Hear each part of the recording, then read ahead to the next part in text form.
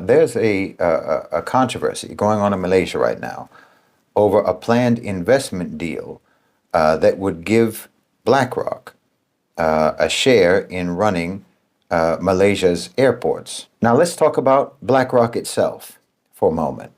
BlackRock is the world's largest asset manager.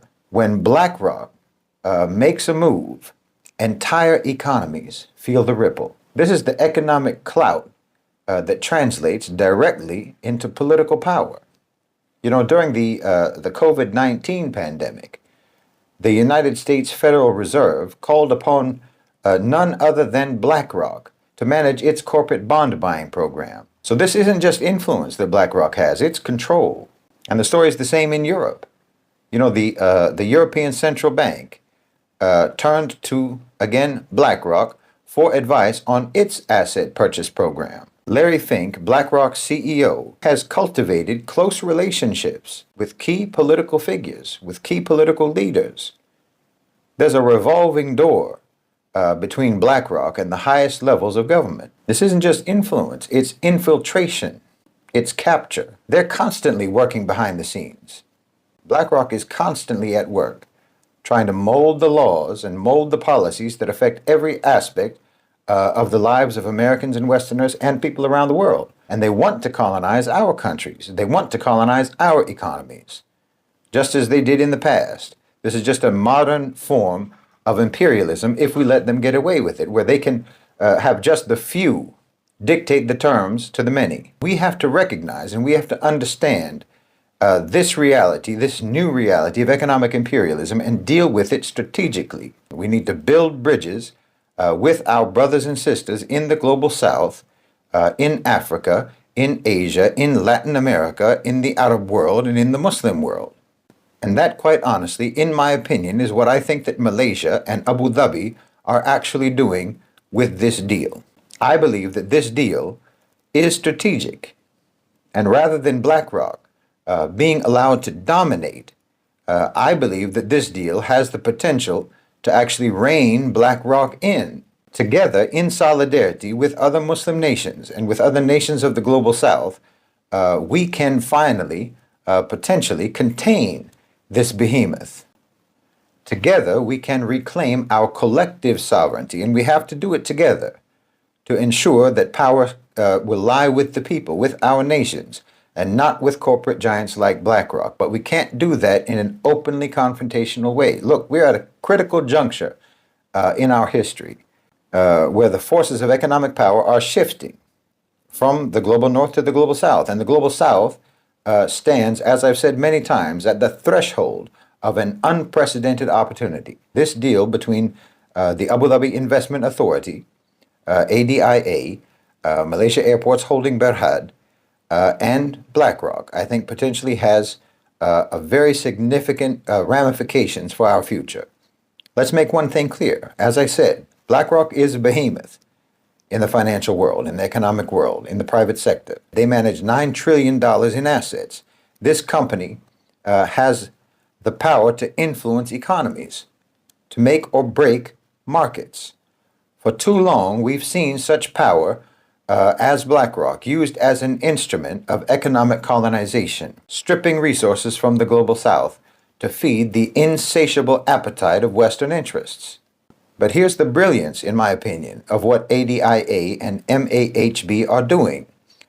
They've struck a deal that gives BlackRock a stake in Malaysia's airports while restricting the extent of that stake.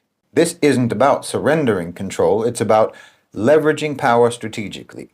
By bringing BlackRock into the fold, in my opinion, they're not just inviting investment, they're forging a partnership that aligns BlackRock's interests with the stability and the prosperity of Malaysia and the Muslim world and the global south more broadly. I mean, look at the bigger picture. The United Arab Emirates and Saudi Arabia are already partnering with BlackRock in a number of areas, in various capacities. Their partnerships are from areas of infrastructure, renewable energy, financial services, on and on and on. And this is important because when BlackRock has vested interests in the success of the Muslim world, when its profitability is tied to the prosperity of our regions, it becomes a partner rather than a predator. The stability and the growth of the Middle East, Asia, and Africa, and Latin America become integral to BlackRock's own success, to their own profitability. This creates a powerful incentive for BlackRock to actually support policies and to support initiatives and projects and so on that foster stability, that foster growth and prosperity in our countries. The global economy is pivoting, as I've talked about many, many times. The center of gravity is shifting from the West towards Asia, Africa, and the Middle East. These regions are poised to become, in my opinion, the new engines of global economic growth. By aligning with BlackRock, ADIA and MAHB are ensuring that this economic giant has a stake in our collective success so that it won't try and take it through hostility and aggression. They're transforming a potential adversary into an ally. This isn't just about airports and investments, no. It's about redefining relationships with Western power. It's about ensuring that the instruments of global finance, the levers of the global economy, work for us and not against us. By carefully managing the extent of BlackRock's stake, ADIA and MAHB retain control and sovereignty, while still benefiting from the financial and strategic support that BlackRock can provide. In my opinion, this deal is a lesson in strategic empowerment. It's a blueprint for how we can navigate this global transition without losing our autonomy. It's about understanding that power, when strategically harnessed, can be a force for liberation rather than subjugation.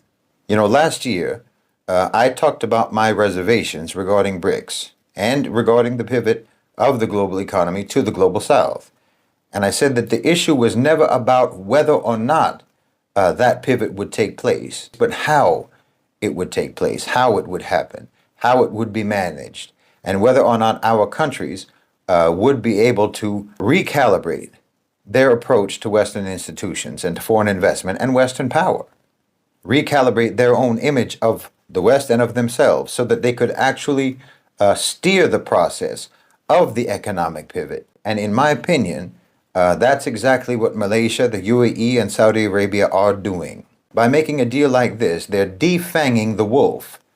By establishing partnerships with BlackRock, they are recruiting BlackRock's political power to serve the interests of our own nations, of our own people. They're giving them a reason and they're giving them an incentive to actually cooperate in our prosperity and our security. And I think that's very wise. And I also think that this is much better and more intelligent as a way to support the Palestinians. The more that the owners and controllers of global financialized capital, the more they care about their relationships with us, the more leverage we have. So I think that opposing this deal on the basis of BlackRock's, particularly on the basis of BlackRock's Israeli interests, I think that's very short-sighted and misguided. Because the reality is that the opportunities that partnership with the Muslim world provides or presents to BlackRock, those opportunities easily eclipse any interests that they could possibly have with the Israelis. And thus, the more influence we have over BlackRock, because of those opportunities and investment opportunities that we provide them, the more influence then we will then have over the Israelis. Whereas if we were to shun partnerships like this and strategic alliances like this, we do nothing but exclude ourselves from having any influence whatsoever, and that doesn't help the Palestinians at all. And Allahu A'lam.